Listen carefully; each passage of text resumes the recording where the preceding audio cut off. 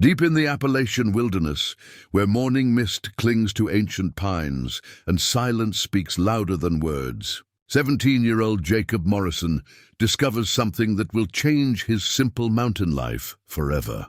She lies unconscious beside Miller's Creek, her fine clothes torn and muddy, her face pale as winter snow. No memory of how she arrived in this remote valley. No recollection of who she is or where she belongs. When she awakens, trembling and afraid, Jacob extends a calloused hand, weathered by years of hard mountain living. "Come with me," he says simply, offering the only thing he has, shelter in his family's humble cabin and protection. In a world that has taught him survival, above all else, what Jacob doesn't know is that this mysterious woman carries secrets that powerful men would kill to protect. But what happens when the woman he's grown to love remembers the truth about who she really is? Before we jump back in, tell us where you're tuning in from. And if this story touches you, make sure you're subscribed, because tomorrow I've saved something extra special for you.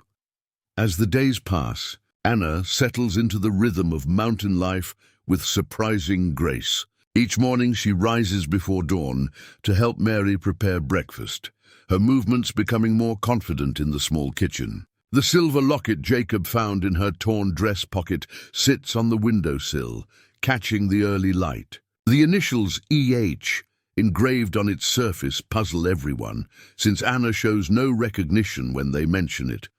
Perhaps it belonged to someone else, Anna suggests when Ruth asks about it again. Maybe I was carrying it for a friend. But Jacob notices how her fingers unconsciously reach for her throat when she's deep in thought, as if expecting to find a chain there. The locket clearly belongs to her, yet she seems genuinely unaware of its significance. Anna's recovery brings unexpected gifts to the household. When Ruth's cough worsens, Anna immediately begins preparing a remedy that combines mountain herbs with techniques none of them have seen before. She steams elderflower with precise timing, adds wild cherry bark in exact proportions, and creates a syrup that brings Ruth more relief than any medicine they've tried. "Where did you learn that?" Mary asks, watching Anna work with practiced efficiency. Anna pauses, her hands still busy with the preparation. "I'm not sure.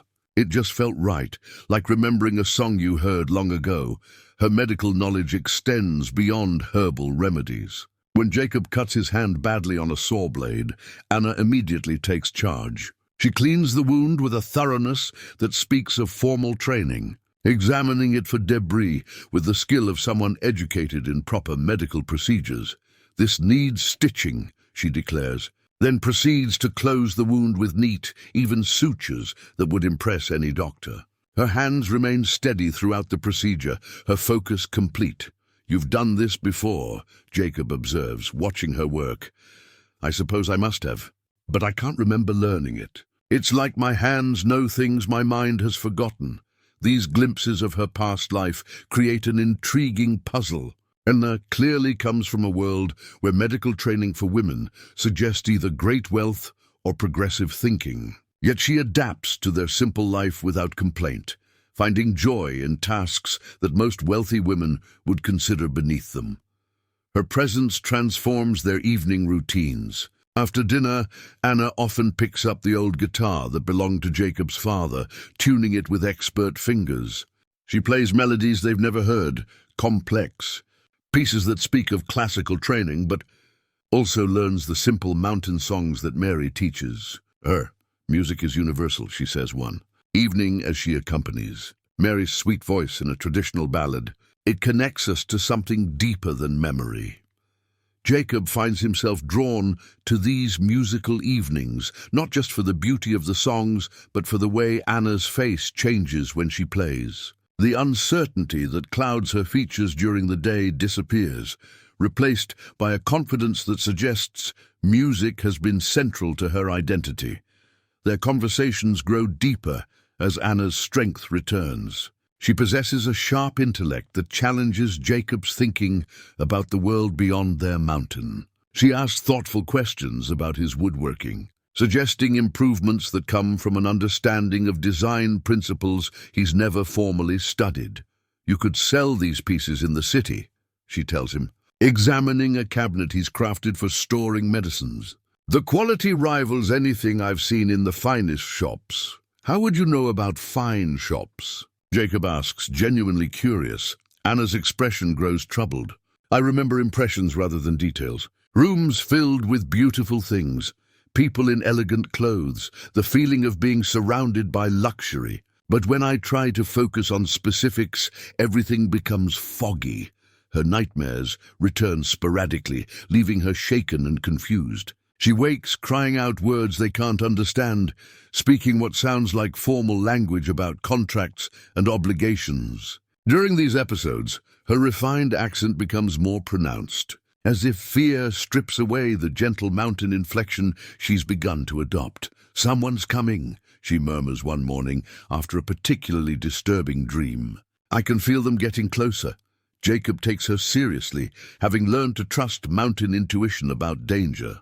He begins paying closer attention to the forest around their home, noting bird behavior and animal tracks that might indicate strangers in the area. Despite these moments of fear, Anna blooms in the mountain environment. Her pale city complexion gains healthy color from outdoor work. Her soft hands develop the first calluses of physical labor, marks she wears with pride rather than shame. Most remarkably, her smile comes more easily each day, transforming her from a frightened refugee into a young woman discovering her own strength. Jacob watches this transformation with growing admiration and something deeper, feelings he's never experienced before. Anna represents everything foreign to his world, yet she fits into their life as if she belongs there. When she laughs at Mary's stories or listens intently to Ruth's wisdom about mountain ways, Jacob sees not a displaced city woman, but someone finding her true home. The silver locket continues to catch the light each morning, a daily reminder that Anna's past waits to reclaim her. But for now, in the peaceful rhythm of mountain days, it's easy to imagine that this simple life might be enough for all of them. The leather journal appears almost by accident. Jacob finds it among his father's old possessions, while searching for extra blankets as the weather turns colder. The bound book contains mostly blank pages, but something about its quality, the smooth leather cover, the cream-colored paper, makes him think Anna might appreciate it. For your thoughts, he says simply, offering it to her that evening by the fire. Anna accepts the journal with reverence, running her fingers over the leather binding as if greeting an old friend. Thank you. I've been feeling the need to write, though I'm not sure why. That night, Jacob glimpses her through the partially open door of her room, bent over the journal by candlelight. Her hand moves across the page with fluid confidence, forming letters with the elegant script of someone who received excellent education. The sight confirms what he suspected. Anna comes from a world where young women learn penmanship as an art form. Over the following days, writing becomes Anna's evening ritual. She fills page after page with observations about mountain life, detailed descriptions of plants and animals she encounters, and fragments of memories that surface like bubbles in still water. Her handwriting reveals as much as her words, flowing, educated, precise. May I ask what you're writing? Ruth inquires one evening, genuine curiosity in her voice rather than nosiness. Anna closes the journal carefully, her fingers lingering on the cover. Everything I can remember and everything I want to remember. This place, your kindness, the way morning light falls across the kitchen table. But also the pieces of my past that keep floating back. Does writing help you remember more? Mary asks, settling beside Anna with her own sewing. Sometimes. When I write about this life, everything feels clear and real. But when I try to capture the memories from before, they slip away like smoke. I remember fragments, a grand staircase, the sound of silk rustling, a man's angry voice, but they won't connect into a complete picture.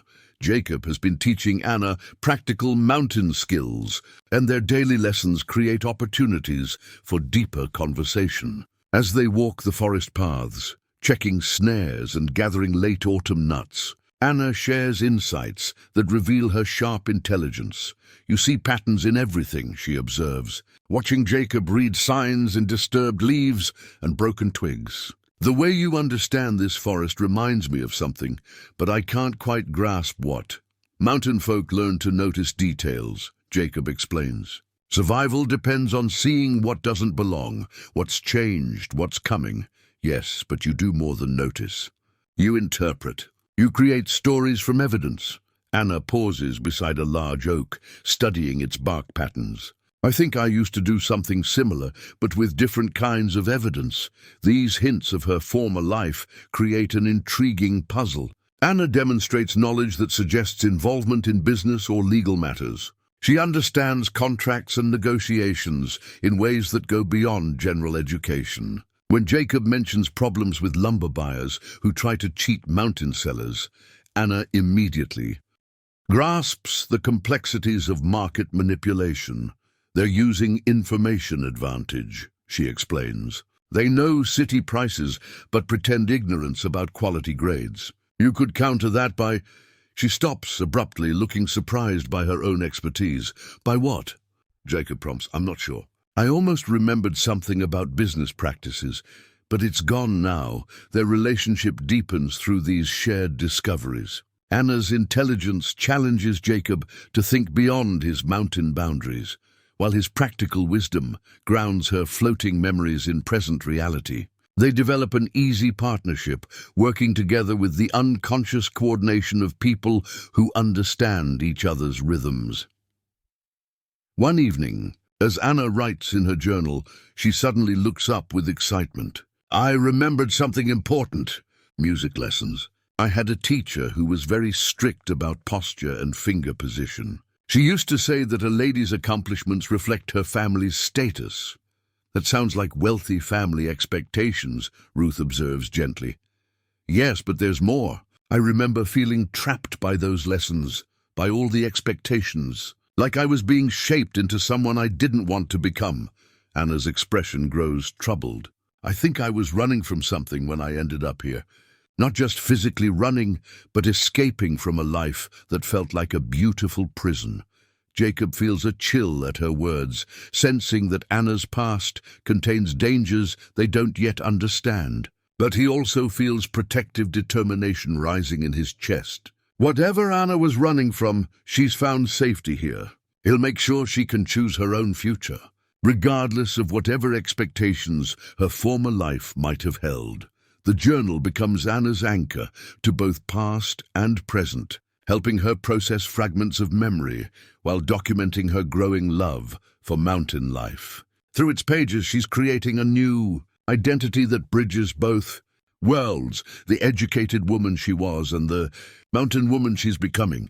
The wanted poster appears on a Tuesday morning when Tommy Briggs rides up from town with supplies and troubling news. Jacob's friend since childhood, Tommy works at Henderson's general store and keeps his ear to the ground about happenings in the valley.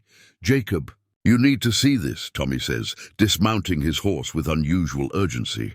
He pulls a folded paper from his saddlebag, his expression grim. The poster shows a crude but recognizable sketch of Anna's face above bold text, offering a substantial reward for information about a missing woman. The drawing captures her delicate features well enough that anyone who'd spent time with her would make the connection immediately.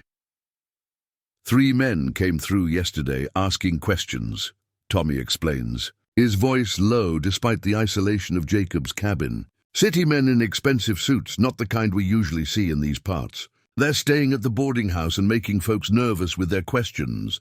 Jacob studies the poster, his heart sinking as he reads the details. The woman they're seeking matches Anna's description perfectly, down to the approximate age and the color of her hair. But most troubling is the substantial reward offered, enough money to tempt even honest mountain folk during these hard times.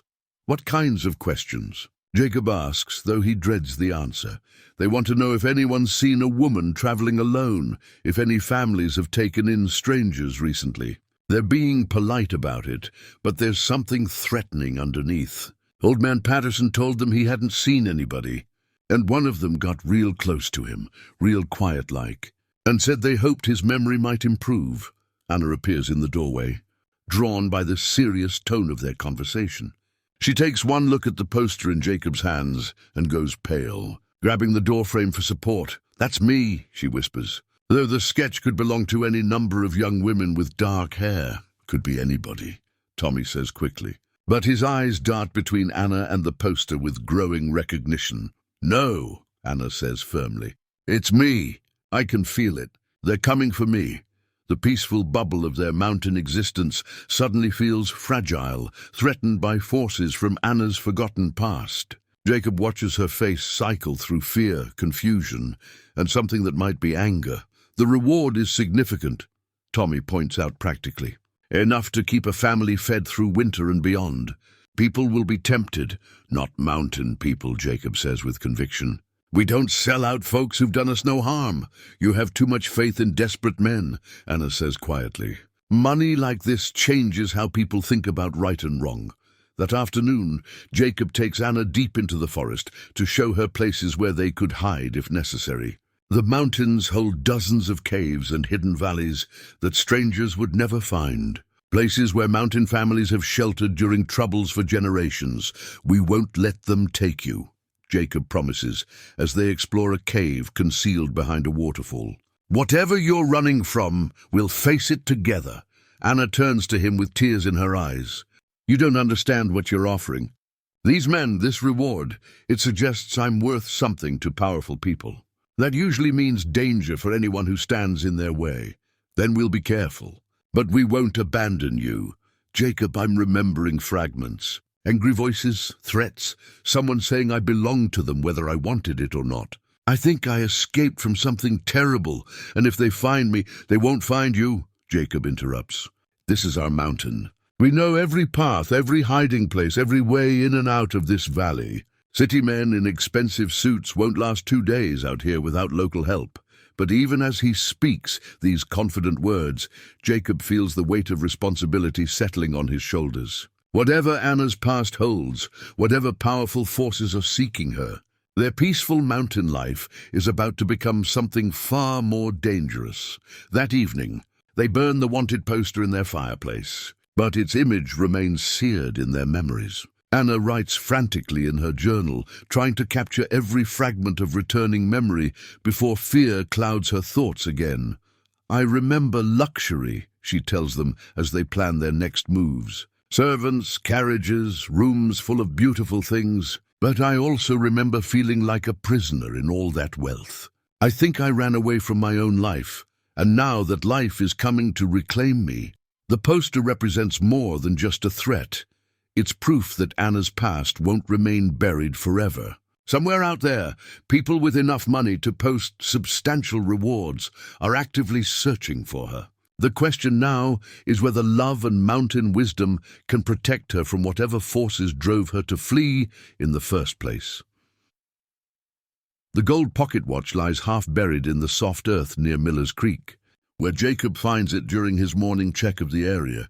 The timepiece is expensive, real gold with intricate engravings that speak of wealth and status. Most troubling is the inscription on the back: Harrington Industries, excellence through tradition. Jacob turns the watch over in his hands, studying its craftsmanship. This is not something a mountain man would own, nor something a casual traveler would carry. The weight of it, the quality of the gold, suggests someone with serious money dropped it here recently. "Anna," he calls softly as he returns to the cabin. "I found something you need to see." Anna takes one look at the pocket watch and staggers backward, her face draining of color. Her hands shake as she reaches for it, then pulls back as if the metal might burn her skin. "Harrington," she whispers. "That name, it means something terrible. Do you remember what?" "Not clearly, but when I see it written, I feel afraid, trapped, like walls closing in around me." Anna wraps her arms around herself, shivering despite the warm morning. "Jacob, I think this belongs to one of the men hunting me." The implications hit Jacob like a physical blow. The searchers aren't just asking questions in town anymore. They've been here, at the exact spot where he found Anna. They're following her trail with the methodical precision of people who have resources and determination. "We need to leave," Anna says immediately. "Today, right now. If they've been this close, running without a plan will get us caught," Jacob interrupts, his mind already working through their options. "But you're right about leaving. We can't stay here with them closing in." They spend the morning preparing for departure, with the efficiency that comes from mountain-bred practicality. Ruth packs medicines and dried food, while Mary gathers extra blankets and warm clothes. Anna helps despite her obvious fear, her movements quick and purposeful. "Where will you go?" Ruth asks as they load essential supplies. "Deep mountain," Jacob replies. "Places where strangers can't follow without guides they'll never find." The goodbye with Ruth and Mary tears at Jacob's heart, but he knows Anna's presence puts his family in danger. The men from Harrington Industries won't hesitate to threaten innocent people to get what they want. "Take care of each other," Ruth says, embracing them both. "And remember, love finds a way through any wilderness." Jacob leads Anna into the mountains using paths that barely qualify as trails, routes that require intimate knowledge of the terrain to navigate safely. They move quickly but carefully, leaving minimal signs of their passage. As they climb higher into the wilderness, Anna's memories begin returning with disturbing clarity. The physical exertion and stress seem to shake loose fragments that have been hiding in her mind. "I remember the man who owned that watch," she says during a rest stop beside a mountain stream. "Bradford Stone. He works for my father, at least I think he does. Tall, always well-dressed, with eyes that make you feel like property he's evaluating. Your father." Images are coming back. A large house, servants, business meetings where I was expected to sit quietly and look decorative. And engagement announcements. Anna's voice grows bitter. "I remember now. I was supposed to marry Bradford Stone. A business arrangement disguised as romance." Jacob feels anger rising in his chest at the thought of anyone treating Anna as a commodity to be traded. "Is that what you were running from? A forced marriage?" "I think so. The wedding was supposed to happen soon. Maybe it was supposed to happen the day I disappeared. I remember white fabric, flowers, feeling like I couldn't breathe." Anna touches her throat unconsciously. "I ran away from my own wedding." They reach a hidden cave just as darkness falls, a shelter Jacob's grandfather showed him years ago. The space is dry and concealed, with a clear view of the approaches, but invisible from below. Here they can rest safely while planning their next moves. As they settle in for the night, Anna clings to Jacob with desperate intensity. The returning memories have shaken her deeply, confirming her worst fears about the forces pursuing them. "They'll never stop looking," she whispers against his shoulder. "Men like Bradford Stone don't accept defeat, especially when it comes to things they consider their property." "You're not property," Jacob says firmly. "You're a person with the right to choose your own life, not in their world. In their world, women like me exist to cement business deals and produce heirs to carry on family fortunes." The gold watch sits between them like a malevolent token, proof that Anna's past has found their mountain sanctuary. Tomorrow they'll need to go even deeper into the wilderness. But tonight, Jacob holds her close and promises silently that whatever it takes, he'll help her stay free. The pressed wildflower rests between the pages of Anna's journal, a tiny purple bloom that Jacob picked for her during their second day in the wilderness. "Mountain laurel," he called it, explaining how his grandmother used the flowers to treat headaches. Anna had smiled when he offered it, tucking the delicate petals carefully into her journal. "For remembering better times," she had said, though their current situation hardly qualified as better. Now, 3 days into their flight through the mountains, the flower represents something more precious than either of them initially realized. It marks the moment when survival became something deeper, when shared hardship began transforming into shared love. Jacob's knowledge of the wilderness proves invaluable as they navigate terrain that would challenge experienced hikers. He finds water sources invisible to untrained eyes, identifies edible plants that supplement their limited food supplies, and selects shelters that provide protection from both weather and pursuit. How do you know all this? Anna asks, as Jacob demonstrates how to construct a lean-to that will shed rain while remaining nearly invisible from below. My grandfather taught me. His grandfather taught him. Mountain knowledge passes down through generations because forgetting it means dying. Jacob secures the final branch in place, creating a shelter that looks like natural deadfall to casual observation. Survival isn't just about staying alive, it's about staying free. Anna watches his work with growing admiration. Every movement demonstrates competence earned through years of learning mountain ways. Where she brings educated intelligence to their problems, Jacob brings practical wisdom that keeps them both alive. Their relationship deepens through the intimacy forced by constant proximity and shared danger. Anna learns to move quietly through the forest, to read weather signs in cloud formations, to find her way using landmarks that seem meaningless to untrained eyes. Jacob discovers the depths of Anna's courage as she adapts to hardships that would break someone accustomed only to comfort. I never imagined I could live like this. Anna confesses one evening as they share a meal of wild berries and stream trout Jacob caught with his bare hands. A month ago, I probably couldn't have walked a mile without stopping to rest. You're stronger than you knew, Jacob observes. Most people are when circumstances demand it, or maybe I'm becoming someone different, someone better suited to this life than the one I left behind. They talk late into the night, sharing stories and dreams under star-filled skies, unpolluted by city lights. Anna describes fragments of her privileged childhood.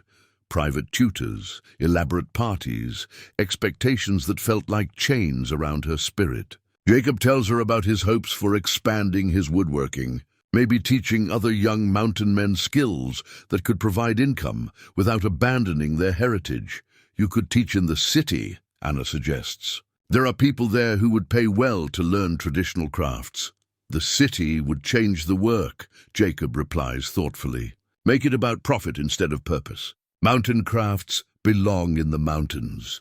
What if someone brought the city people to the mountains instead? What if there was a way to share your knowledge without losing what makes it special?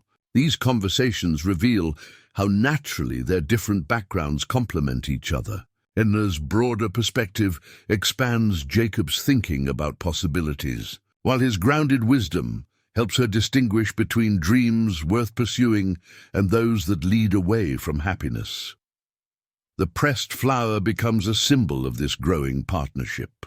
Each morning, Anna carefully opens her journal to check that the delicate petals remain intact. The flower serves as a tangible reminder that beauty can exist even in circumstances of hardship and fear. On their fourth night in the wilderness, they share their first kiss beside a hidden waterfall where the sound of falling water masks their voices from potential pursuers. The moment feels both inevitable and surprising, a natural culmination of everything they've discovered about each other through days of shared struggle. I love you, Anna whispers against Jacob's lips, her voice barely audible above the rushing water. I love you too, he responds, holding her close in the darkness. Whatever happens with the people chasing you, whatever we have to face, I want to face it together.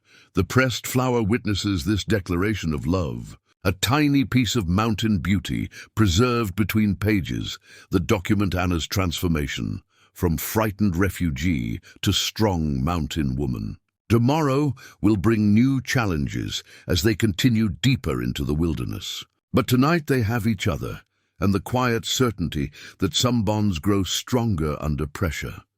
Their love story unfolds against a backdrop of survival and pursuit, proving that genuine connection can flourish even when circumstances seem to offer nothing but hardship and uncertainty. The torn letter fragment flutters from Anna's jacket pocket, like a dying moth as she bends to gather firewood. Jacob retrieves the scrap of expensive paper, noting the formal letterhead partially visible at the top, something about legal offices and formal notices. Where did this come from? He asks, studying the fragment. Anna takes the paper with trembling fingers, her face growing pale as she reads the visible words, marriage contract, consequences of breach, family obligations, financial ruin. I remember, she whispers, sinking onto a fallen log.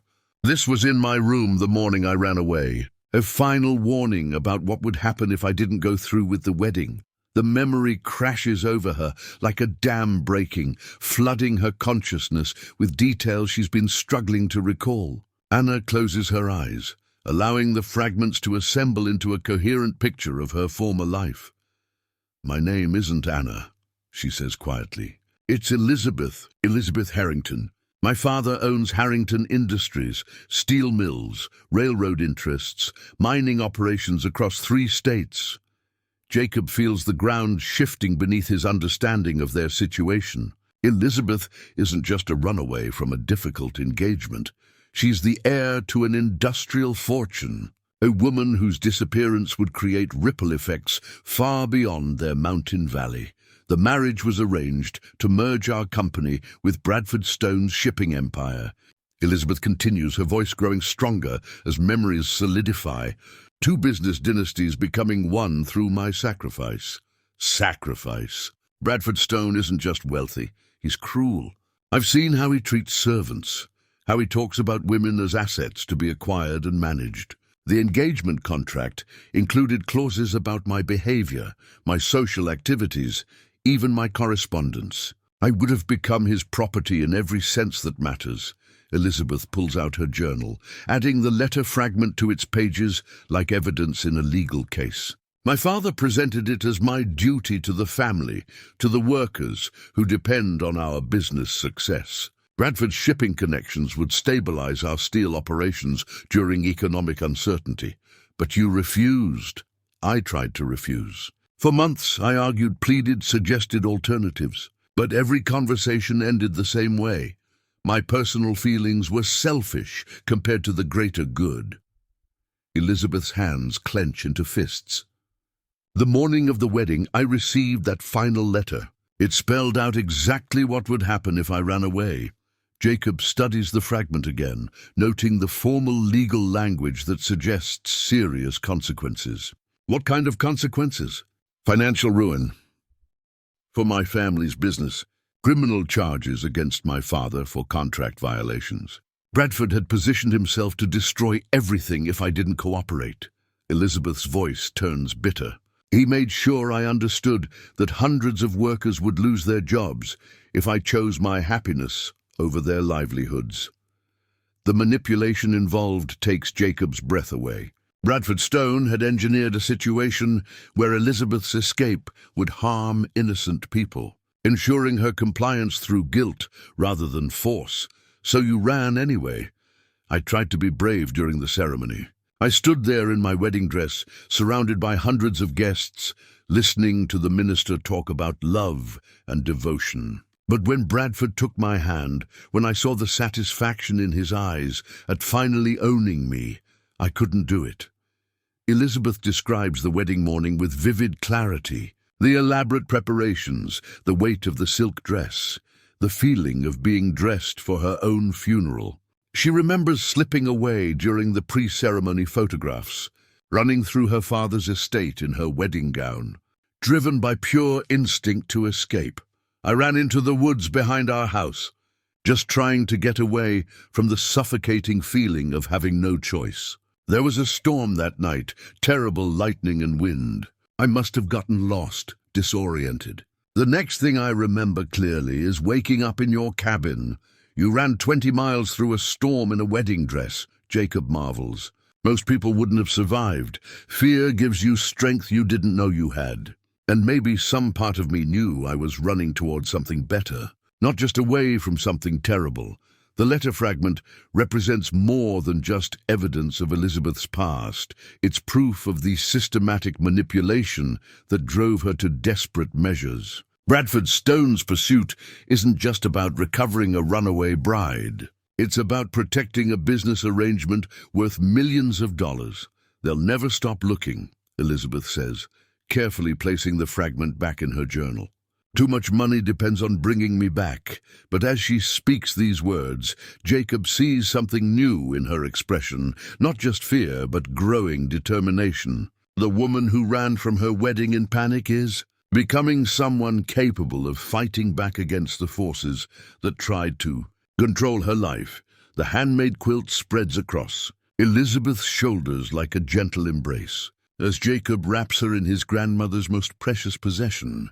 The fabric tells the story of mountain women through its carefully stitched patterns, each square representing a different family memory. Births and deaths and seasons of plenty and want. This belonged to my grandmother, Sarah Morrison, Jacob explains, adjusting the quilt around Elizabeth's trembling form. She made it the year my grandfather proposed, using fabric scraps saved from every dress she'd ever owned. Elizabeth runs her fingers along the intricate stitching, recognizing the hours of love invested in every seam. This quilt represents something her wealthy upbringing never provided, the security of belonging somewhere unconditionally. "It's beautiful," she whispers. "And you're giving it to me?" "Mountain Way is to share what you have with those who need it," Jacob replies simply. "Besides, grandmother would have liked you. She always said a person's worth shows in how they treat others when nothing forces them to be kind." They've taken shelter with Jacob's distant relatives, the MacLeod family, who live so deep in the mountains that most valley folk have forgotten they exist. Old Duncan MacLeod and his wife Moira welcome Elizabeth without question, following the ancient mountain code of protecting those who seek refuge. "Child's been through something terrible," Moira observes, studying Elizabeth's face with eyes that have seen decades of mountain hardships. "But she's got strength underneath the fear. Mountain strength." Elizabeth surprises everyone, including herself, by adapting quickly to their primitive living conditions. The MacLeod cabin lacks even the modest comforts of Jacob's family home. No glass windows, no wooden floors, just the basic shelter that keeps weather and wild animals at bay. But instead of complaining, Elizabeth throws herself into learning mountain survival skills with the intensity of someone discovering her true calling. She helps Moira prepare winter stores, learning to smoke meat and preserve vegetables using techniques passed down through generations. "You've got good hands for this work," Moira comments, watching Elizabeth expertly handle the knife as she prepares medicinal herbs. "Most city folk can't even hold a blade properly." "I'm learning that I'm not most city folk," Elizabeth replies, her confidence growing with each new skill mastered. The mountain community slowly accepts her presence as word spreads about the young woman staying with the MacLeods. Neighbors arrive throughout the week, ostensibly to trade goods or share news, but really to evaluate this stranger who's captured Jacob Morrison's heart. Elizabeth faces each scrutinizing conversation with grace and genuine interest in mountain ways. She asks thoughtful questions about traditional crafts, listens respectfully to stories about family histories, and offers her own skills, reading and writing for those who never learned, medical knowledge that complements mountain remedies. "She's not putting on airs," reports Agnes Fletcher after spending an afternoon teaching Elizabeth to spin wool. "Knows her letters better than the preacher, but doesn't make others feel ignorant for not knowing theirs." Jacob watches Elizabeth's integration into mountain society with growing amazement. The woman who fled from a world of servants and luxury now finds joy in simple tasks like churning butter or tending cooking fires. Her laughter comes easier each day, unforced and genuine. "I feel like I'm becoming myself for the first time," Elizabeth tells him one evening as they sit by the MacLeod's fire. "Everything about my old life was performance, playing the role of the perfect daughter, the suitable bride, the decorative heir. Here I can just be useful." "You were always more than decorative," Jacob assures her. "The mountain just lets you show it." Old Duncan MacLeod pulls Jacob aside after watching them together for several days. "Boy's found himself a rare woman," he tells his wife within Jacob's hearing. "One who can bridge worlds without losing herself in either." The quilt becomes Elizabeth's daily companion, a tangible symbol of her acceptance into the mountain community. She wears it during morning chores, wraps herself in it for evening conversations, and sleeps beneath its warmth each night. "This quilt has seen 3 generations of mountain women," Moira tells Elizabeth. each one facing challenges that tested their strength. Now it's yours to carry forward. Elizabeth understands that she's being offered more than just a blanket. She's being welcomed into a tradition of strong women who created lives of meaning from whatever circumstances they faced. The wealthy Elizabeth Harrington may have run away from her wedding, but the woman emerging in these mountains is someone entirely new. As she helps prepare the evening meal, Elizabeth realizes she's never been happier, despite having nothing of material value. The mountain community offers something her father's fortune never could: the key, freedom to be valued for who she chooses, to become rather than what she was born to inherit. The telegram crackles between Tommy's nervous fingers as he climbs the treacherous mountain path to the McLeod cabin. He intercepted the wire at Henderson's general store, where the telegraph operator had been instructed to deliver any messages about missing persons directly to the well-dressed strangers staying at the boarding house, Elizabeth Harrington confirmed.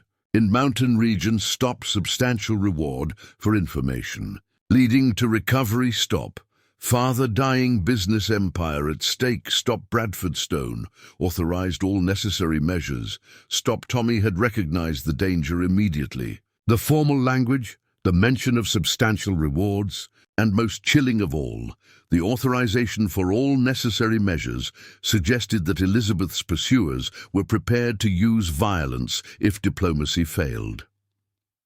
Jacob reads the telegram twice, his jaw tightening with each word. The scope of what they're facing becomes clear. This isn't just about a runaway bride anymore. Elizabeth's father is dying, which means control of Harrington Industries hangs in the balance. Her marriage to Bradford Stone represents more than personal arrangement. It's a corporate takeover disguised as romance. How long before they trace this message back to you? Jacob asked Tommy. Not long. The telegraph operator's been asking too many questions about who gets these wires. He's already suspicious about why I keep volunteering to make deliveries. Elizabeth studies the telegram with the analytical mind she's inherited from her business-minded father. Bradford's moving faster than I expected. If my father is truly dying, Bradford needs to legitimize his claim to company control before other business rivals make their moves. What does that mean for us? Jacob asks. It means he'll take greater risks to recover me. Up until now, he's been trying to handle this quietly to avoid scandal. But if time is running short, he might resort to methods that would normally be too dangerous to his reputation. The implications settle over them like storm clouds. Bradford Stone isn't just wealthy, he's desperate, and desperate wealthy men have resources that mountain folk can't easily defend against. There's more, Tommy says reluctantly. I heard talk in town about men asking questions about you, specifically, Jacob. They know someone's been helping her, and that's refusing to be sacrificed for someone else's greed. Your mother wouldn't want you to destroy your life to save her husband's business. Elizabeth pulls out her journal, studying the family portrait she sketched from memory, alongside pressed flowers and fragments of her mountain life. The contrast between her two worlds becomes stark on the journal's pages. Wealth and privilege on one side, genuine love and community on the other. I keep thinking about the workers' children, she admits. Some of them are probably grown now, with families of their own. How many people will suffer if I don't go back? Jacob sees how the manipulation continues to work even from a distance. Bradford has engineered a situation where Elizabeth's moral compass becomes a weapon against her own freedom, ensuring that her compassion traps her more effectively than any physical restraint. What would your mother do? Jacob asks quietly. Elizabeth considers this question seriously, remembering her mother's fierce independence and genuine concern for others. She would find a way to protect the workers without sacrificing herself. Mother was brilliant at finding solutions that didn't require anyone to be victimized. So what's the solution here? I don't know yet, but I'm starting to think that running away wasn't the answer. It just postponed the real battle. Elizabeth closes her journal with renewed determination. Bradford expects me to come back defeated, ready to accept whatever terms he offers. But what if I returned prepared to fight for control of my own inheritance? The family portrait serves as a reminder of who Elizabeth was before fear and manipulation shaped her choices. Her mother's example suggests that wealth can be a tool for protecting others rather than just preserving family status. But only if the person controlling that wealth has the courage to use it responsibly. I need to go back, Elizabeth says finally. Not to surrender to Bradford's demands, but to honor my mother's memory by protecting the people she taught me to care about. Then we go back together, Jacob responds without hesitation. You don't understand what you're offering. This isn't mountain justice. This is legal warfare with consequences that could destroy you. Mountain justice is about protecting what's right, regardless of the consequences, Jacob corrects. If you're fighting for workers' families and your own freedom, then it's a fight worth joining. The portrait represents the bridge between Elizabeth's past and future, acknowledging her family responsibilities, while refusing to let those responsibilities become chains that bind her to an unwanted fate.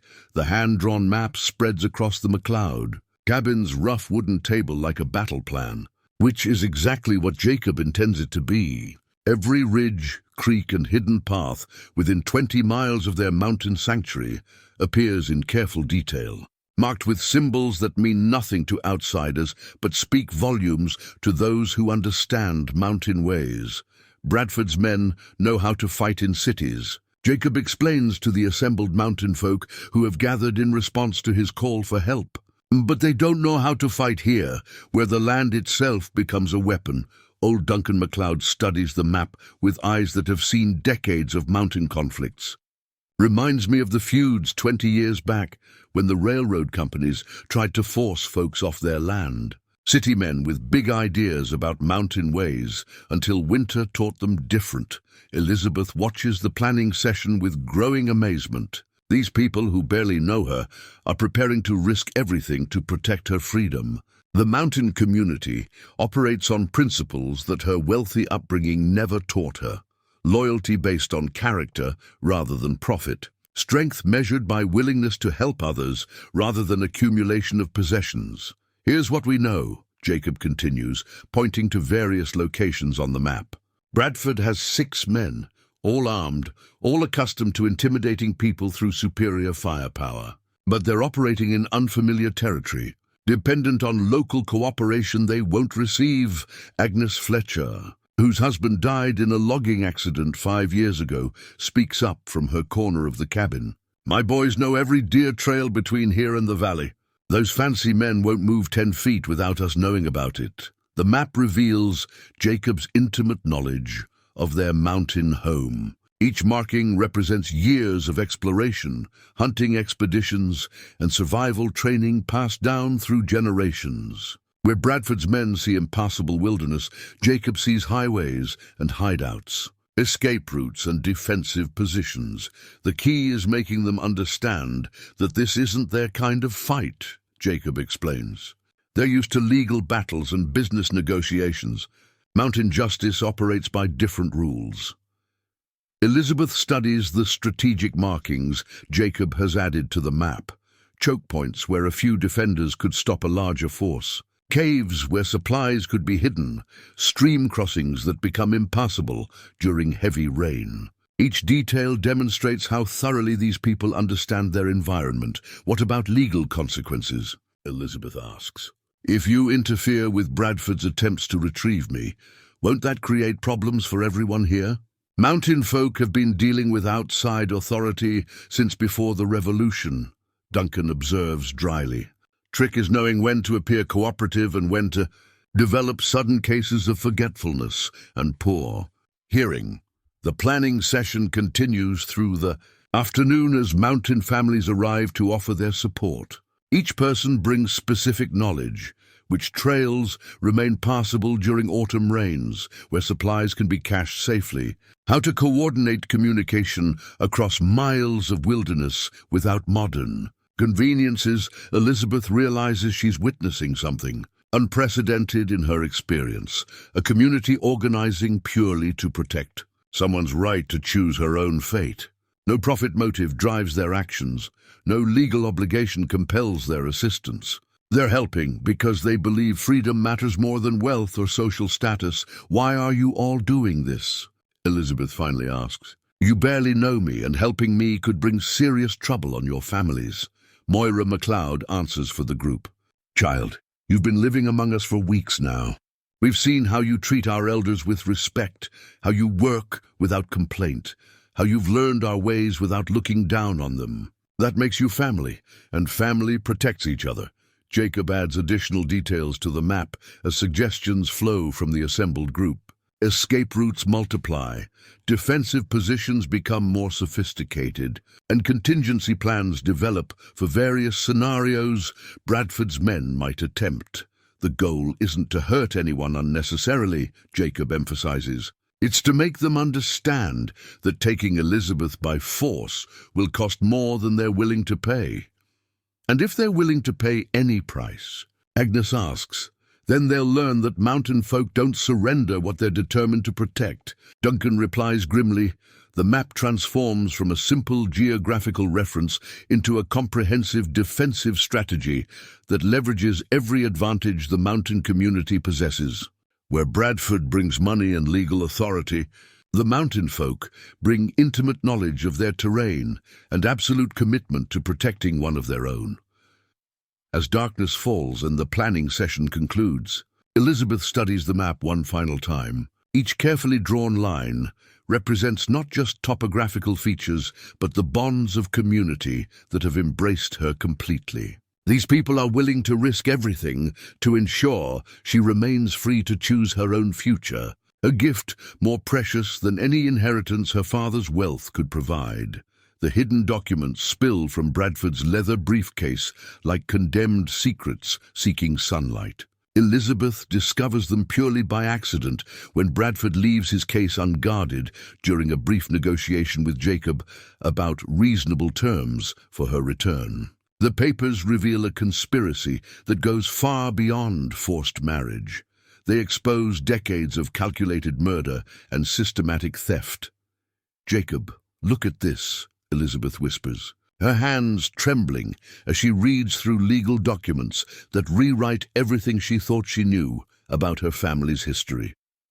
The first document is a medical examiner's report from 12 years ago, listing her mother's cause of death as acute digitalis poisoning. Source unknown, but handwritten notes in the margins, notes in Bradford's distinctive script, reveal a different story. Dosage timing confirmed, symptoms consistent with planned administration. Payment to examiner completed. He killed my mother, Elizabeth breathes, the words barely audible. Bradford poisoned her because she was interfering with his business plans. Jacob reads over her shoulder, his mountain-bred instincts for danger screaming as the implications become clear. This is evidence of murder. Why would he keep this? Insurance, Elizabeth realizes, her business training helping her understand Bradford's twisted logic. He keeps evidence of his crimes to protect himself against other conspirators. If anyone tries to expose him, he can threaten to reveal their involvement too. More documents reveal the scope of Bradford's manipulation over the years. Contracts showing how he's been systematically undermining Harrington Industries through shell companies. Financial reports proving he's been stealing from company accounts while positioning himself as the only solution to manufactured crises. And most damning of all, correspondence with corrupt officials about eliminating obstacles to legitimate. Starting to put together who, Elizabeth goes pale at this news. Her presence isn't just endangering herself anymore. It's putting Jacob, his family, and the entire mountain community at risk.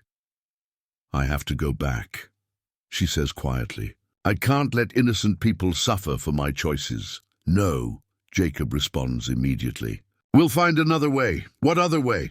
Bradford has unlimited resources, legal authority, and now desperation driving him. He won't stop until he gets what he wants, and he'll destroy anyone who stands in his way. Elizabeth paces the small cabin, her mind working through scenarios with the strategic thinking her father taught her during years of sitting in on business meetings. Every option seems to lead to the same conclusion. Her freedom costs too much if it comes at the expense of people she's grown to love. The telegram mentions my father's dying, she continues, her voice growing stronger. If that's true, there might be a way to outmaneuver Bradford before he can consolidate power. But I'd need to return to handle family business directly. You're talking about walking back into the trap you escaped from, Jacob points out. I'm talking about fighting instead of just running. My father taught me how business works, how power structures operate. I know Bradford's weaknesses as well as his strengths. Old Duncan MacLeod, who has been listening silently from his chair by the fire, finally speaks up. Mountain folk don't surrender to bullies, child. But we also don't fight battles we can't win. Question is, can you win this fight? Elizabeth considers this carefully. Not alone. But I have advantages Bradford doesn't know about. I understand the company's operations. I know which board members have always resented him. And I have evidence of his methods that could destroy him legally. What evidence? Jacob asks. Letters, contracts, records of his business dealings that my father kept locked away. Information that proves Bradford has been manipulating company decisions for years, positioning himself for exactly this takeover. The telegram represents a turning point in their story. Elizabeth can continue running, protecting herself while others pay the price, or she can return to fight for control of her own destiny. The woman who fled her wedding in panic is now considering a direct confrontation with the forces that tried to control her life. If I'm going to do this, she says, looking directly at Jacob, I'll need help from someone I trust completely. Someone who understands that some battles are worth fighting even when the odds seem impossible.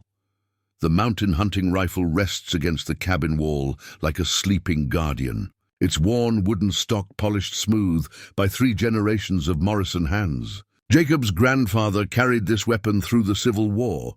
His father used it to feed the family during lean years. And now Jacob lifts it with the weight of family responsibility pressing on his shoulders. Haven't cleaned this in months, Jacob murmurs, running his fingers along the barrel. Grandfather always said a man who doesn't maintain his tools doesn't deserve to keep them. The rifle represents more than just a weapon. It embodies the mountain philosophy of protecting what matters, regardless of the odds. Bradford Stone's men may have money and legal authority, but they're entering territory where different rules apply. Elizabeth watches Jacob prepare the rifle with growing unease. I don't want anyone getting hurt because of me. Sometimes hurt comes whether you want it or not, old Duncan observes from his chair. Question then becomes whether you meet trouble on your feet or on your knees. Bradford Stone himself arrives at dawn with 6 men, their expensive clothes and polished boots marking them as foreigners in the mountain landscape. They approach the MacLeod cabin with the confidence of people accustomed to getting their way through intimidation and wealth. Elizabeth, Bradford calls out, his voice carrying the authority of someone who expects immediate obedience. Enough of this foolishness. Your father is dying, and your responsibilities await. Elizabeth steps onto the cabin's narrow porch, Jacob beside her with the rifle held casually but ready. She's dressed in simple mountain clothes now, her hair braided practically instead of arranged fashionably, but her bearing retains the poise of her upbringing. "Hello, Bradford," she says calmly. "I'm surprised you came personally. Usually you prefer to handle unpleasant tasks through subordinates." Bradford's eyes narrow as he takes in her transformed appearance. "You look like a common mountain girl. Is this what you've reduced yourself to, living in squalor with these people?" "I've learned what real wealth looks like," Elizabeth replies. "It's not measured in dollars. Spare me the rustic philosophy.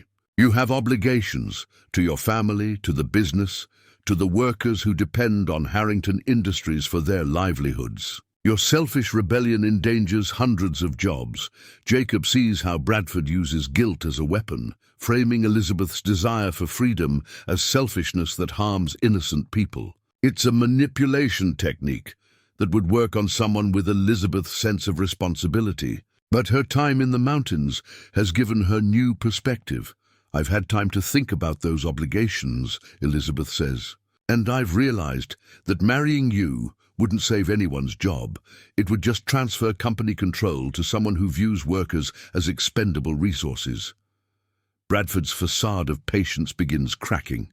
You don't understand the complexity of business operations. Without the merger, Harrington Industries faces bankruptcy within 2 years. Your romantic notions won't pay worker salaries. My romantic notions. Elizabeth's voice grows cold. You mean my objection to being sold like livestock to cement a business deal? One of Bradford's men steps forward, hand moving toward his jacket in a gesture that Jacob recognizes as threatening. The mountain rifle comes up smoothly, not quite aimed, but unmistakably ready. Mountain folk don't draw on unarmed men, Jacob says quietly. But we defend our own when threatened.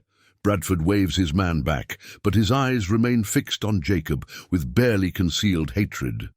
So this is your protector, a backwoods peasant who thinks he can stand against legitimate authority. This peasant knows the difference between legitimate authority and bullying, Jacob replies. Seems like that's more education than your money could buy. The confrontation crystallizes around the rifle's presence. Bradford's men are armed and experienced, but they're fighting on unfamiliar ground against people who know every rock and tree for miles around. More importantly, they're fighting people who have something worth defending, rather than just following orders for money. Elizabeth, be reasonable. Bradford tries a different approach, his voice becoming persuasive rather than commanding. You can't hide in these mountains forever. Eventually, reality will intrude on your fantasy. This isn't fantasy, Elizabeth responds firmly. This is the first real life I've ever lived. I won't trade that for a golden cage, no matter how you dress up the bars. The standoff stretches taut as Bradford realizes that simple intimidation won't work. His next move will determine whether this confrontation ends in negotiation or violence. And everyone present understands that mountain justice operates by different rules than city law. The family portrait emerges from Elizabeth's memory like a photograph developing in chemical baths, each detail becoming clearer as emotional barriers dissolve. She remembers it hanging in her father's study, herself at age 10. Standing between her parents in the formal pose that wealthy families commission to document their legacy. My mother, Elizabeth whispers, her hand unconsciously moving to her heart. I remember her so clearly now. She died when I was 12, and father never spoke of her again. But she was nothing like the proper society wife everyone expected her to be. Jacob watches Elizabeth's face transform as memories flood back, pain and love intermingling in her expression. The confrontation with Bradford has shaken loose emotional barriers she'd built around her past, allowing her to access feelings she'd buried along with her grief. She used to sneak me out of the house at night. Elizabeth continues, her voice growing stronger with each recovered memory. We'd visit the workers' families, bringing medicine and food to children who were sick. She said our wealth meant nothing if we didn't. Use it to help others. The portrait represents more than just family history. It symbolizes the choice Elizabeth faces between two different interpretations of duty and responsibility. Her father's version focuses on business obligations and social expectations, while her mother's example emphasizes using privilege to protect those with less power. Mother would have hated the marriage arrangement, Elizabeth realizes. She always said that love was the only foundation worth building a life on. Father changed after she died, became harder, more focused on business success, as if money could fill the emptiness she left behind. Bradford's threats echo in Elizabeth's mind as she struggles with competing loyalties. He's made it clear that her refusal to marry him will result in financial ruin for her father's company, unemployment for hundreds of workers, and potential criminal charges against family members who supported her escape. The workers' families I remember from childhood, they depend on Harrington Industries for everything, Elizabeth tells Jacob. If the company fails because of my selfishness, children will go hungry because I chose my happiness over their survival. That's not selfishness, Jacob responds firmly. Business interests. Your father never knew, Elizabeth continues, pieces of the conspiracy falling into place. Bradford's been poisoning him slowly too, just enough to cloud his judgment without killing him outright. Every business decision Dad's made in the past 5 years has been influenced by medications Bradford's been providing through a doctor he controls. The briefcase contains enough evidence to destroy Bradford legally and send him to prison for multiple murders. But it also reveals how many powerful people are involved in his conspiracy. Judges, government officials, business leaders who have profited from his schemes and would face ruin if the truth emerged. This explains why he was so confident about forcing the marriage, Elizabeth says, studying financial documents that show the true scope of Bradford's theft. He's stolen millions from our company over the years. Marriage to me would legitimize his control and make it impossible for anyone to investigate his crimes. Jacob examines a map that shows Bradford's business interests extending far beyond shipping and steel. Mining operations, railroad contracts, political influence. He's built an empire through systematic corruption and elimination of rivals. How many people has he killed? Jacob asks, noting references to other problems that were permanently resolved. I don't know, but there are at least 6 other cases mentioned here where business rivals died under suspicious circumstances. Elizabeth's voice grows cold as she absorbs the evidence of Bradford's ruthlessness. My mother wasn't his first victim, just the one that gave him access to our family's wealth. The documents include detailed plans for eliminating Jacob and his family if they continue interfering with Bradford's recovery of Elizabeth. The mountain community that has embraced her faces systematic destruction if Bradford's plans proceed unchecked. We have to get this evidence to honest authorities, Elizabeth says, carefully organizing the papers. But Bradford's corruption reaches into law enforcement and the courts. We need to find someone he hasn't bought or intimidated. Mountain law doesn't require outside authorities, Jacob observes grimly. Sometimes justice has to come from people who can't be bought. No, Elizabeth says firmly. If we handle this outside legal channels, we become criminals ourselves. Bradford wins by making us like him. Elizabeth studies a document that lists Bradford's assets and business interests, her mind working through possibilities with the strategic thinking her father taught her during years of business education. There's another way, she realizes. Bradford's power depends on secrecy and fear. If we expose these documents publicly, his whole conspiracy collapses. He can't silence everyone, and his co-conspirators will abandon him to save themselves. The hidden documents represent more than just evidence. They're proof that Elizabeth's instincts about Bradford were correct from the beginning. Her refusal to marry him wasn't just personal rebellion. It was self-preservation against a man who views murder as a legitimate business tool. Now I understand why he's so desperate to recover me, Elizabeth says. I'm not just a runaway bride. I'm the only person who can legitimately challenge his control of my family's empire. He needs me either married to him or dead, and he's prepared for either option. The wedding dress hangs from a tree branch like a ghost of Elizabeth's former life, its silk fabric torn and stained from her desperate flight through the storm weeks ago. She had asked Jacob to retrieve it from where she abandoned it during her escape, needing to face the symbol of everything she was running from. I wore this dress for exactly 17 minutes. Elizabeth tells the assembled mountain community as they gather for what might be their final stand against Bradford's forces. 17 minutes of feeling like I was attending my own funeral. The elaborate gown represents thousands of dollars of silk, lace, and expert craftsmanship, more money than most mountain families see in several years. But to Elizabeth, it symbolizes the golden cage that Bradford and her father designed to trap her into a life of beautiful servitude. Mother would have hated this dress, Elizabeth continues, running her fingers along the intricate beadwork. She believed that true beauty came from choosing to help others, not from expensive decorations meant to display family wealth. Jacob watches as Elizabeth examines each detail of the gown with new eyes. Where once she saw obligation and duty, she now recognizes the calculated effort to transform her into an object of display rather than a person with her own agency. Bradford chose this design himself, Elizabeth reveals.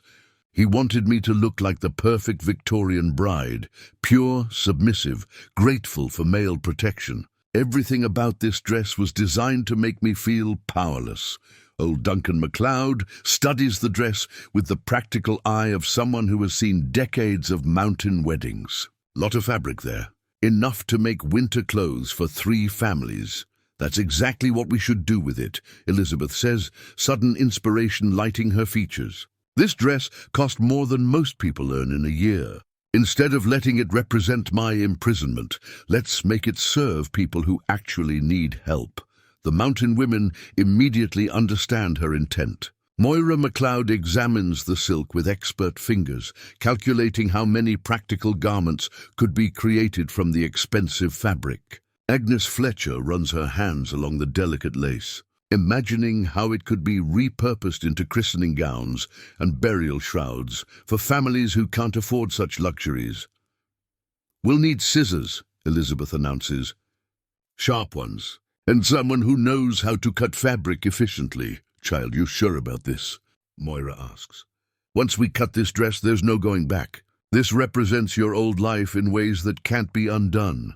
"That's exactly why it needs to be cut," Elizabeth responds firmly. "My old life was about preserving appearances and maintaining traditions that served no one except men like Bradford. My new life is about using whatever resources I have to help people who need it." Jacob brings a pair of sewing scissors from his grandmother's kit, the blades worn smooth by generations of mountain women who made and mended clothes for large families on small budgets. The contrast between the expensive dress and the practical tools couldn't be more stark. "Where do we start?" Jacob asks. "With the sleeves," Elizabeth says, lifting the elaborate puffed fabric that would have made useful work impossible. "A woman can't do anything productive in sleeves like these. They're designed to advertise that she doesn't need to work." As the scissors bite through silk that cost more than a mountain family's annual income, Elizabeth feels something breaking free inside her chest. Each cut represents a choice to value substance over appearance, community over status, love over duty.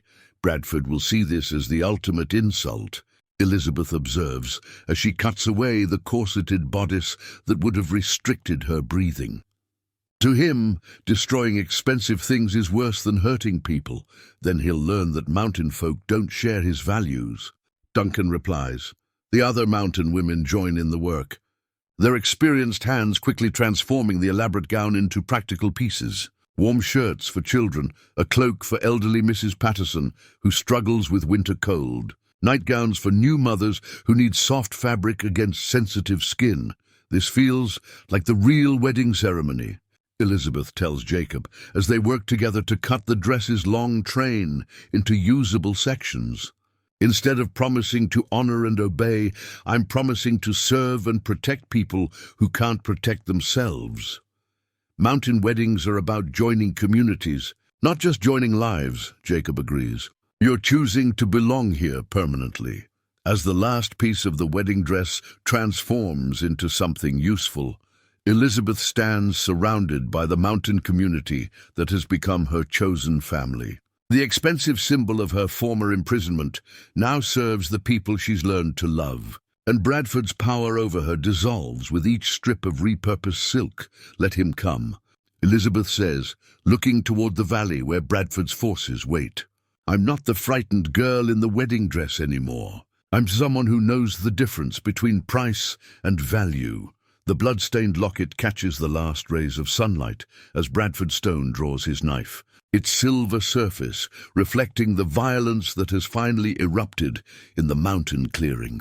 The confrontation that began with words and threats has escalated into a desperate battle for survival, with the mountain community fighting to protect their own against Bradford's superior numbers and weapons. You should have come quietly. Elizabeth, Bradford snarls as he advances toward her, his expensive suit torn and muddied from the chase through mountain terrain. None of these people had to die for your selfishness. Elizabeth stands her ground despite the knife in Bradford's hand, her transformation from frightened heiress to mountain woman complete. She wears simple homespun clothes now, her hands calloused from honest work, her spirit strengthened by months of learning what real courage looks like. They're not dying for my selfishness, Elizabeth replies, her voice steady despite the chaos around them. They're fighting for something you'll never understand. The right to protect people they care about. Battle rages across the mountain clearing as Bradford's hired men discover that superior firepower means little when fighting people who know every rock and tree. Jacob leads. The mountain folk with tactical brilliance learned from generations of survival, using terrain and knowledge to counter the advantages of wealth and weaponry. Tommy Briggs flanks two of Bradford's men, using deer trails invisible to city-trained eyes. Old Duncan MacLeod and his sons create crossfire positions that force the attackers into defensive positions rather than allowing them to advance. The mountain community fights with the coordination of people who have worked together through countless challenges. But Bradford himself remains focused solely on Elizabeth, viewing her as the prize that will legitimize his theft of the Harrington fortune. His knife weaves through the air with practiced skill, demonstrating that he's killed before and feels no reluctance about killing again. I have evidence of your crimes, Elizabeth tells him as she dodges his attacks. Documents proving you murdered my mother, stole from my family's company, eliminated business rivals. Even if you kill me, the truth will destroy you. Truth is what powerful men say it is, Bradford laughs, his blade coming closer with each strike. Dead women tell no stories, and mountain folk have unfortunate accidents all the time. Jacob fights his way through two of Bradford's men to reach Elizabeth's side, but not before Bradford's knife finds its target. The blade drives toward Elizabeth's heart with lethal force, but strikes the silver locket instead. The same locket with EH engraved on its surface that Jacob found in her torn dress weeks ago. The locket deflects the knife's point just enough to save Elizabeth's life. The blade sliding along the silver surface instead of penetrating her chest. Bradford's surprise at the failed killing stroke gives Jacob the opening he needs to tackle the larger man, sending both of them rolling across the rocky ground. The locket, Elizabeth gasps, pulling the damaged jewelry from her neck. It was my mother's. She gave it to me for protection, and I never understood what she meant until now. The inscribed letters EH catch the fading light. Elizabeth Harrington. Her true name and identity preserved in silver that her mother wore before her. The locket represents the unbroken connection between mother and daughter. Protection that transcends death and time. Jacob and Bradford wrestle for control of the knife, their struggle representing more than just personal combat. Jacob fights for love freely given, for community bonds forged through mutual respect, for the right of people to choose their own destinies. Bradford fights for power stolen through manipulation, for wealth accumulated through others' suffering, for the privilege of treating human beings as property to be acquired. You think your mountain justice means anything? Bradford gasps as they grapple. I own judges, sheriffs, politicians. Even if you win today, my people will destroy this entire community. Your people will abandon you the moment those documents become public, Jacob replies, using mountain-learned wrestling techniques to gain advantage over Bradford's city-soft muscles. Corrupt men only stay loyal when it profits them. The tide of battle turns as the mountain folks' superior knowledge of terrain and their absolute commitment to protecting Elizabeth overwhelms Bradford's hired guns. One by one, his men surrender or flee rather than continue fighting people who show no intention of giving up. Bradford makes one final desperate lunge for his fallen knife, but Elizabeth stands over it now, her foot planted firmly on the blade. The frightened girl who ran from her wedding has become a woman capable of facing down the monster who murdered her mother. It's over, Bradford, she says simply. "You have no power here." The legal documents rest on the sheriff's desk like instruments of justice, finally finding their purpose. Elizabeth has organized Bradford's incriminating papers with the methodical precision her business education taught her, creating an irrefutable case that even corrupted officials cannot ignore. Murder, embezzlement, conspiracy, bribery. Sheriff Morrison reads from the charges Elizabeth has prepared. "Ma'am, if even half of these accusations prove true, Bradford Stone will spend the rest of his life in prison." "They're all true," Elizabeth responds calmly. "The documents are in Bradford's own handwriting, with corroborating evidence from his business associates. He kept detailed records of his crimes as insurance against the people helping him.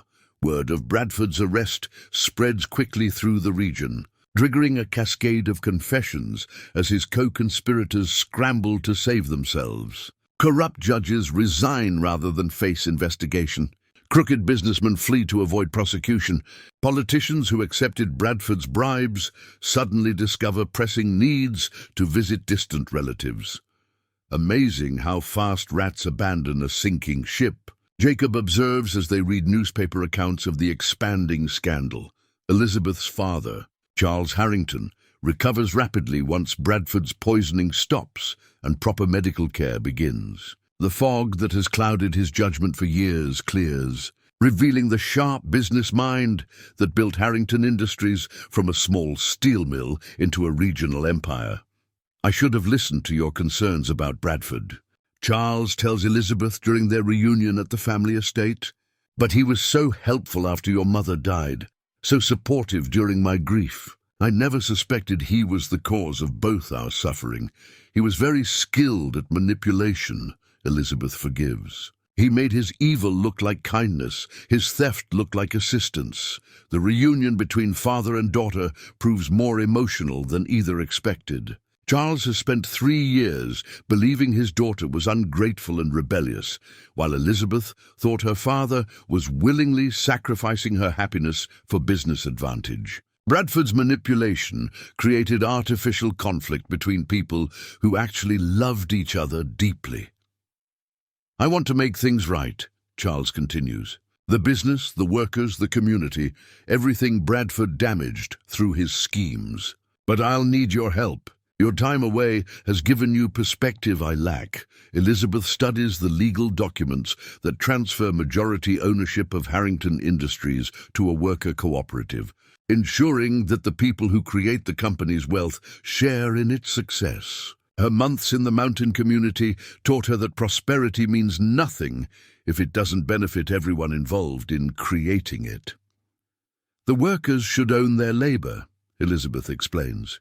"They risk their lives in dangerous mills and mines. They deserve more than wages. They deserve partnership in the enterprise they make possible." Charles examines his daughter's proposal with growing amazement. The radical restructuring she suggests would reduce the Harrington family's wealth significantly while creating unprecedented security for working families. "This is revolutionary thinking," Charles observes. "Business leaders across the country will view this as dangerous precedent. Then they'll learn that treating workers fairly isn't dangerous. It's profitable," Elizabeth replies. "Happy workers are productive workers. Secure families create stable communities. Everyone benefits when prosperity spreads instead of concentrating." The legal documents include provisions for education programs, medical care, retirement security, and worker representation in company decisions. Elizabeth's design creates a business model that serves community needs rather than just enriching owners. "Your mother would be proud," Charles says, signing the documents that transform Harrington Industries from traditional corporation into cooperative enterprise. She always believed that wealth created obligations to help others. "I learned that lesson from the mountain community," Elizabeth admits. "They showed me what real prosperity looks like, people taking care of each other because they choose to, not because they're forced to." Jacob arrives that afternoon to find Elizabeth in her father's study, surrounded by legal papers and business plans that will reshape one of the region's largest employers. His simple mountain clothes contrast sharply with the mansion's elegant furnishings, but Elizabeth greets him with the same love she showed in their humble cabin. "How does it feel to be wealthy again?" Jacob asks, gesturing toward the evidence of the Harrington family's restored fortune. "Different than before," Elizabeth replies honestly. "Wealth used to feel like responsibility to maintain social position. Now it feels like opportunity to help people build better lives." The legal documents represent more than just business restructuring. They embody Elizabeth's transformation. From reluctant heiress to purposeful leader, she's learned to use privilege as a tool for justice, rather than a barrier between herself and the community she serves. The simple gold ring gleams in Jacob's palm as he stands before the gathered mountain community, its surface reflecting the warm light of countless lanterns strung between the trees. He hammered the band himself from gold, found in Miller's Creek, the same stream where he first discovered Elizabeth collapsed and afraid 6 months ago. This ring doesn't come with papers or legal contracts. Jacob tells Elizabeth as their wedding ceremony begins beneath the autumn stars. It just comes with a promise to love you for who you are, not who anyone else thinks you should be. Elizabeth takes the ring with hands that have been transformed by months of mountain living, calloused now from honest work, strong from learning to survive, gentle from discovering what real love feels like. The simple gold band means more to her than any expensive jewelry her former life could have provided. "I promise to choose this life every day," Elizabeth responds, her voice carrying across the clearing where mountain families have gathered to witness this union. "Not because I have to, but because I want to." Old Duncan MacLeod performs the ceremony with the dignity that mountain folk bring to important occasions. No elaborate church wedding could match the sincerity of vows spoken under open sky, witnessed by people who understand the real meaning of commitment. "Love isn't about owning someone," Duncan tells the assembled crowd. "It's about choosing to walk the same path, to face whatever comes together, to build something bigger than either person could create alone." The wedding celebration continues with music and dancing that transforms the mountain clearing into a place of pure joy. Elizabeth wears a simple dress sewn from fabric, donated by every family in the community, each woman contributing a piece of cloth that represents their acceptance of her as one of their own. 6 months have passed since Bradford's arrest and Elizabeth's return to reclaim her inheritance. The time has been spent establishing the worker cooperative at Harrington Industries, ensuring that the transition from traditional ownership to shared enterprise serves everyone involved. The first cooperative mills are producing more steel per worker than we ever achieved under the old system, Elizabeth tells the wedding guests as they share the feast prepared by mountain women. It turns out people work harder when they own what they're building. Charles Harrington, her father, has traveled from the city to attend his daughter's mountain wedding. The contrast between his formal attire and the simple celebration highlights how far Elizabeth has traveled from her previous life. But his genuine happiness shows that he approves of her transformation. "I was worried about losing my daughter to the mountains," Charles admits during his toast to the new couple. "Instead, I discovered that the mountains gave me back the daughter I thought I'd lost." Elizabeth's work with the cooperative has created a model that other companies are beginning to study and adopt. Worker ownership, shared profits, democratic decision-making, ideas that seemed radical 6 months ago, are proving both practical and profitable. Change happens one choice at a time.